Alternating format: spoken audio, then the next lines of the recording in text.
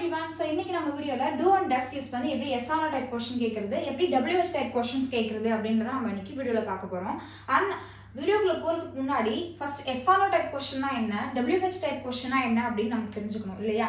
So yes or no type question அப்படினா do and does ல start ஆனச்சு அப்படினா அது yes or no டைப் क्वेश्चन. அதாவது கேள்விக்கு பதில் வந்து yes or no அப்படின்ற ஆன்சர் மட்டும் தான் இருக்கும். For example do you like chocolates அப்படின்னு இருக்கு. do you like chocolates அப்படின்னா உனக்கு சாக்லேட்ஸ் பிடிக்குமா அப்படின்னு அர்த்தம். உனக்கு பிடிச்சிச்சுன்னா நீ எஸ்ன்னு சொல்லுவ, இல்லைனா நோன்னு சொல்லுவ. ஓகேவா? இதை நீ ஃபுல்லா எக்ஸ்பிளைன் பண்ணி சொல்லணும்னா எஸ் ஐ லைக் சாக்லேட்ஸ் அப்படின்னு சொல்லுவ. பிடிக்கலன்னா no I don't like chocolate அப்படின்னு சொல்லுவ. இது வந்துட்டு yes or no type question. Yes or no type கொஸ்டின்னா எஸ் ஆர் நோ அப்படின்ற பதில் தான் வரும். So do you like chocolates அப்படின்னா எஸ், ஆமா. உனக்கு சாக்லேட் பிடிக்குமா அப்படின்னு கேட்டால் ஆமா அப்படின்னு சொல்லுவோம். பிடிக்கல அப்படின்னா நோ அப்படின்னு சொல்லுவோம்.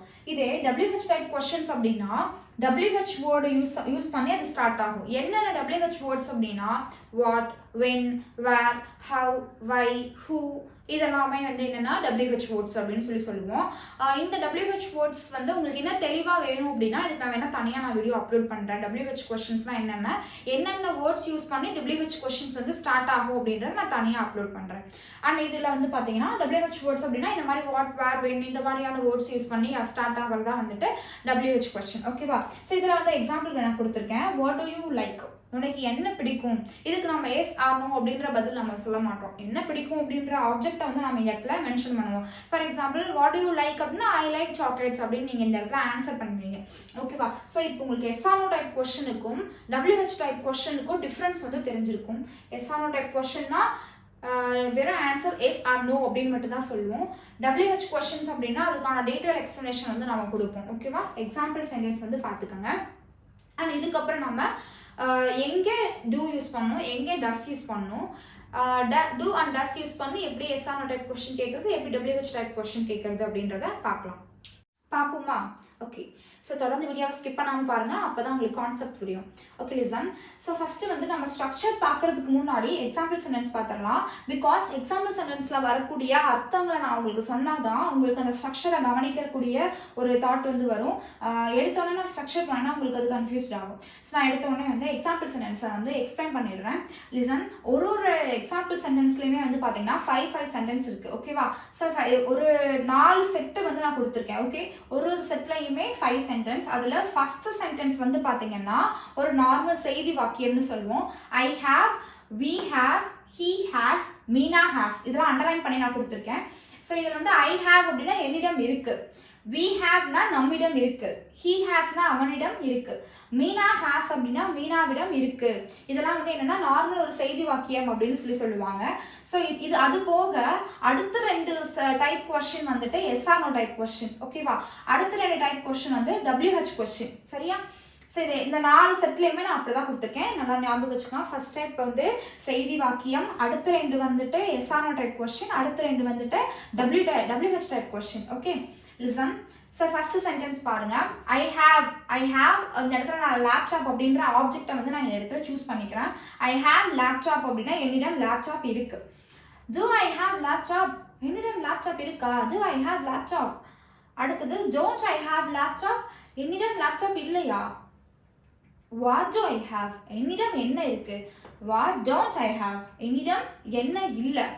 ஓகே, நல்லா ஞாபகம் வச்சுக்கோங்க. ஐ ஹேவ்னா என்னிடம் இருக்கு, do I have அப்படின்னா என்னிடம் இருக்கா, don't I have என்னிடம் இல்லையா, what do I have என்னிடம் என்ன இருக்கு, what don't I have என்னிடம் என்ன இல்லை. ஓகே, அடுத்தது we have நம்மிடம் இருக்கு, we have a computer நம்மிடம் ஒரு கம்ப்யூட்டர் இருக்கு, we have a computer நம்மிடம் ஒரு கம்ப்யூட்டர் இருக்கு.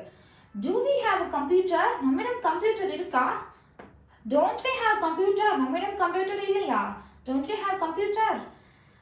what do we have நம்ம கிட்ட என்ன இருக்கு, what don't we have நம்ம கிட்ட என்ன இல்லை. ஸோ இது புரிஞ்சிருக்கும்னு நினைக்கிறேன். அடுத்தது he has அவனிடம் இருக்கு, he has a mobile phone அவனிடம் மொபைல் ஃபோன் இருக்கு, அவனிடம் he has mobile phone அப்படின்னா அவனிடம் மொபைல் ஃபோன் இருக்கு. does he have mobile phone அவன்கிட்ட மொபைல் ஃபோன் இருக்கா, doesn't he have mobile phone அவனிடம் மொபைல் ஃபோன் இல்லையா. what does he have அவனிடம் என்ன இருக்கு, what doesn't he have அவனிடம் என்ன இல்லை. Next Meena has a good idea. Meena has a good idea அப்படின்னா மீனா கிட்ட ஒரு நல்ல ஐடியா இருக்கு. Does Meena have a good idea? Meena கிட்ட ஒரு நல்ல ஐடியா இருக்கா? Doesn't Meena have a good idea? Meena கிட்ட ஒரு நல்ல ஐடியா இல்லையா? What does Meena have? Meena கிட்ட என்ன இருக்கு? What doesn't Meena have? Meena கிட்ட என்ன இல்லை? ஸோ இப்போ உங்களுக்கு வந்து சிச்சுவேஷன்ஸ் வந்து புரிஞ்சிருக்கும்னு நினைக்கிறேன். அதாவது does, doesn't, what does, what doesn't, இதனுடைய அர்த்தங்கள் வந்து புரிஞ்சிருக்கும்னு நினைக்கிறேன். புரியலைன்னா கமெண்ட்ல மென்ஷன் பண்ணுங்க. நான் அகெயின் வந்து அதை வேற விதமாக எக்ஸ்பிளைன் பண்ணி நான் அப்லோட் பண்ணுறேன். நெக்ஸ்ட் பாருங்க, இப்போ எக்ஸாம்பிள் சென்டென்ஸ் வந்து உங்களுக்கு ஓரளவுக்கு கான்செப்ட் வந்து புரிஞ்சிருக்கும். இப்போ நான் எக்ஸாம்பிள் ஸ்ட்ரக்சரை வந்து எக்ஸ்பிளைன் பண்ணிடுறேன் எப்படி யூஸ் பண்ணணும் அப்படின்ட்டு. ஃபர்ஸ்ட் வந்து என்ன பார்த்தோம் அப்படின்னா, ஃபர்ஸ்ட் வந்து செய்தி வாக்கியங்கள் பார்த்தோம். செய்தி வாக்கியங்கள்னா I have, we have, you have, they have. Okay, அடுத்தது இதே ஹீ ஷீட் நேம் வந்துச்சுன்னா ஆல்ரெடி உங்களுக்கு தெரியும். ஹீ ஷீட் நேம் வந்துச்சுன்னா அதுக்கு பக்கத்தில் நம்ம வந்து ஹேஸ் யூஸ் பண்ணணும் அப்படின்னு உங்களுக்கு தெரியும். அதனால தான் இங்கே மீனா ஹேஸ் யூஸ் பண்ணியிருக்கேன், ஹீ ஹேஸ்னு யூஸ் பண்ணியிருக்கேன். அப்போ he has, she has, it has, Meena has அப்படின்னு சொல்லிட்டு வரும். இதே அடுத்தபடியாக நம்ம என்ன யூஸ் பார்த்துருக்கோம் அப்படின்னா எஸ்ஆர்ஓ டைப் கொஸ்டின் வந்து பார்த்துருக்கோம். எஸ்ஆர்ஓ டைப் கொஸ்டின்னா டூ டோன்ட் யூஸ் பண்ணுறது, இல்லைன்னா டஸ் டசன்ட் யூஸ் பண்ணுறது. ஓகே, தமிழ் அர்த்தத்தோட சொல்கிறேன் பாருங்க. டு ஐ ஹேவ், என்னிடம் இருக்கா? டு வி ஹேவ், நம்மிடம் இருக்கா? டு யூ ஹேவ், உன்னிடம் இருக்கா? டு தே ஹேவ், அவர்களிடம் இருக்கா? அடுத்தது வந்து பாருங்க, நெகட்டிவா சொல்றது. டோன்ட் ஐ ஹேவ், என்னிடம் இல்லையா? டோன்ட் வி ஹேவ், நம்மிடம் இல்லையா? Don't you have, don't you have, உன்னிடம் இல்லையா? Don't they have, don't they have, அவர்களிடம் இல்லையா? சிம்பிள். அடுத்து டஸ் அண்ட் டசன்ட் யூஸ் பண்றது. Does he have, does he have, அவனிடம் இருக்கா? டஸ் ஷீ ஹேவ், அவளிடம் இருக்கா? டஸ் இட் ஹேவ், அதனிடம் இருக்கா? டஸ் மீனா ஹேவ், மீனாவிடம் இருக்கா? டசன்ட் அடுத்தது வந்து பாத்தீங்கன்னா doesn't. Okay, doesn't he have, அவனிடம் இல்லையா? டசன்ட் ஷீ ஹேவ், அவளிடம் இல்லையா? டசன்ட் இட் ஹேவ், அதனிடம் இல்லையா? டசன்ட் மீனா ஹேவ், மீனாவிடம் இல்லையா அப்படின்னு கேட்கறது. அடுத்ததான் வந்து பாத்தீங்கன்னா WH வேர்டு யூஸ் பண்ணி கேட்கறது. வாட் டு ஐ ஹேவ் அப்படின்னா என்னிடம் என்ன இருக்கு. வாட் டு வி ஹேவ் அப்படின்னா நம்மிடம் என்ன இருக்கு. வாட் டு யூ ஹேவ் அப்படின்னா உன்னிடம் என்ன இருக்கு. வாட் டு தே ஹேவ் அப்படின்னா அவர்களிடம் என்ன இருக்கு. அடுத்தது வாட் டோன்ட் ஐ ஹேவ், என்னிடம் என்ன இல்லை. வாட் டோன்ட் வி ஹேவ், நம்மிடம் என்ன இல்லை. வாட் டோன்ட் யூ ஹேவ், உன்னிடம் என்ன இல்லை. வாட் டோன்ட் தே ஹேவ், அவர்களிடம் என்ன இல்லை. அடுத்தது வாட் டஸ் ஹீ ஹேவ், அவனிடம் என்ன இருக்கு. வாட் டஸ் ஷீ ஹேவ், அவளிடம் என்ன இருக்கு. வாட் டஸ் இட் ஹேவ், அதனிடம் என்ன இருக்கு. வாட் டஸ் மீனா ஹேவ், மீனாவிடம் என்ன இருக்கு. அடுத்தது negative sentence. What doesn't he have, அவனிடம் என்ன இல்லை. வாட் டசன்ட் ஷீ ஹேவ், அவளிடம் என்ன இல்லை. வாட் டசன்ட் இட் ஹேவ், அதனிடம் என்ன இல்லை. வாட் டசன்ட் மீனா ஹேவ், மீனாவிடம் என்ன இல்லை. ஓகே, ஸோ இப்போ இந்த ஸ்ட்ரக்சர் வந்து உங்களுக்கு புரிஞ்சிருக்கும்னு சொல்லி நம்புறேன்.